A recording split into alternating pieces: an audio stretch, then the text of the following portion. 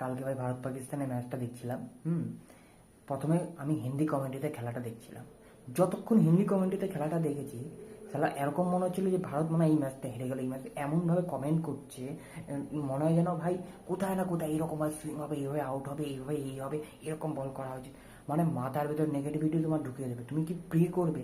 আগে ভারত পাকিস্তান ম্যাচ দেখে মানুষ প্রে করতে যে ভাই হ্যাঁ এই মারবে, ছয় এই করবে, এই করবে, এই করবে, এরকম। এখন এমন এমন কমেন্ট্রি করছে, মানুষ ভাই ওই সব তো দূরের কথা, ওই দেখে মাথার মধ্যে ভয় ধরে যাচ্ছে। আমি তারপর হট করে মাথায় আসলো ভাই কমেন্ট্রি চেঞ্জ করি।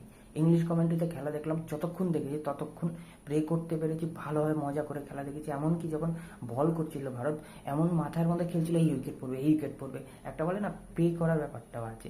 তো ভাই মানুষ যদি শুধুই ওই সব উল্টো পাল্টা শোনে, তাহলে তো মাথার ভিতরে ঢুকিয়ে আউট হয়ে যাবে, ভারত হেরে যাবে, কি করবে শেষে 119 রানে ভারত জিতে গেল। ভাবা যায়?